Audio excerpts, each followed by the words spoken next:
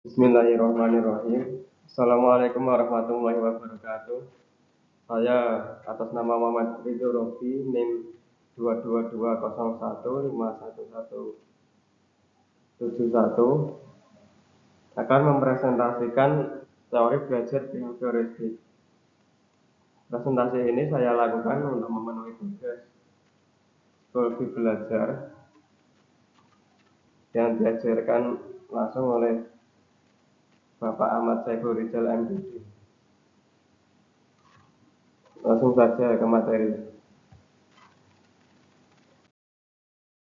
Definisinya sendiri yaitu teori belajar behavioristik adalah salah satu teori belajar dengan fokus mengedepankan adanya perubahan perilaku dari peserta didik sebagai hasil dari proses belajar yang dilakukan. Nah, intinya itu dari teori belajar ini yaitu fokus mengedepankan adanya perubahan perilaku. Adanya perubahan dari tingkah laku ini karena munculnya interaksi antara dua elemen, yaitu stimulus dan respon. Karena itu teori ini orientasinya ada pada perilaku lebih baik. Stimulus itu rangsangan dan respon adalah hal yang dilakukan setelah mendapatkan rangsangan tersebut. Selanjutnya yaitu ada prinsip teori belajar behavioristik. Dalam prinsipnya yaitu yang pertama yaitu jika seseorang sudah memperlihatkan perubahan perilaku, maka bisa disebut sudah belajar. Nah, dari hal ini, orang sudah belajar tentang ilmu, terus kemudian dia itu berubah tingkahnya seperti kayak setelah belajar akhlak tentang saling tolong menolong, memberi dan lain-lain itu, terus dia benar-benar mengamalkannya, maka dia itu bisa disebut sudah belajar. Yang kedua yaitu hal yang paling penting diperhatikan dalam teori ini adalah interaksi antara stimulus dan respon. Karena memang bisa diamati, kayak misalkan mendapat rangsangan dari lingkungan, terus dia itu merespon. Seperti jika melihat orang yang susah, dia itu membantu orang tersebut. Kayak peduli lingkungan juga termasuk. Yang ketiga yaitu adanya penguatan atau reinforcement yang merupakan beberapa hal yang dapat memperkuat respon.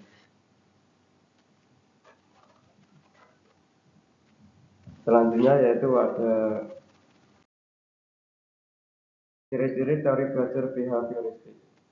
Yang pertama yaitu sangat mengutamakan pengaruh dari lingkungan yang digunakan belajar oleh anak didik. Jadi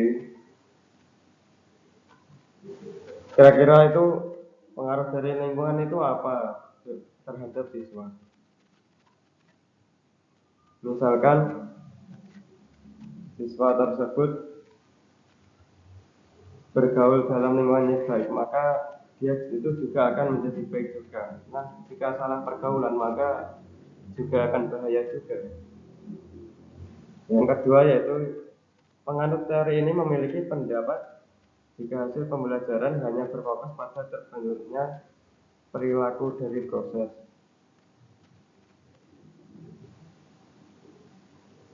Yang ketiga, teori behavioristik lebih mementingkan adanya pembentukan dari reaksi maupun adanya suatu respon.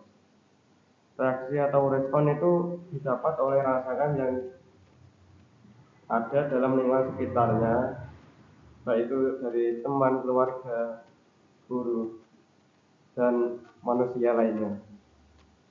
Yang ciri keempat yaitu dapat dilihat dengan jelas jika teori behavioristik bersifat mekanis dengan salah satu contohnya seperti meminta maaf usai melakukan salah. Nah, ini untuk contohnya jika kamu melakukan kesalahan atau merasa salah itu kamu harus melakukan minta maaf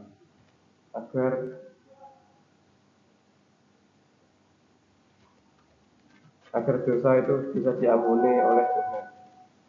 Yang kelima yaitu anggapan bahwa latihan merupakan hal yang penting dalam proses pembelajaran dan tak mengherankan jika cara seperti drilling mudah ditemui di kelas.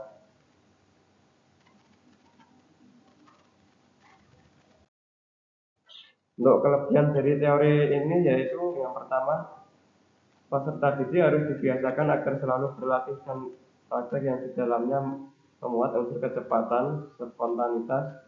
Selain itu adanya kelenturan, refleks, dan adanya daya tahan.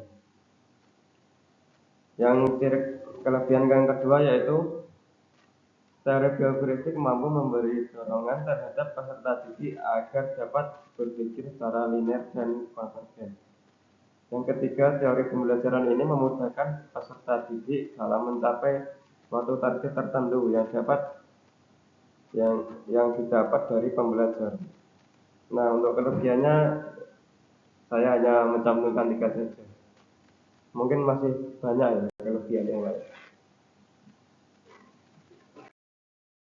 Untuk kekurangannya sendiri, yang pertama yaitu memberi batasan kreativitas, produktivitas, dan imajinasi yang seharusnya bisa menjadi hak peserta didik.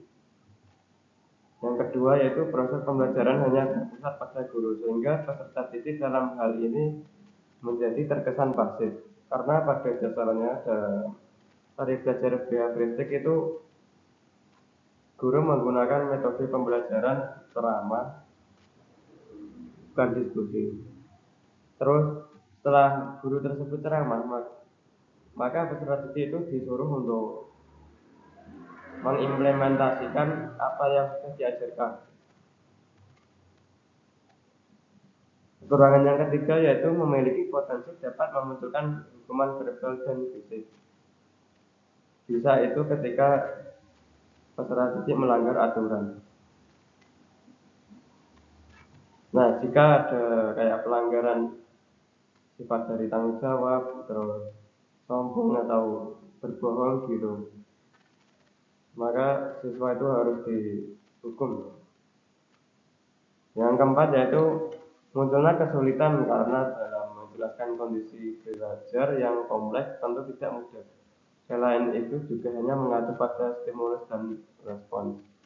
Jadi pembelajaran ini tidak mencakup kesemuanya anggota tubuh peserta didik, tapi hanya mengacu pada stimulus dan respons.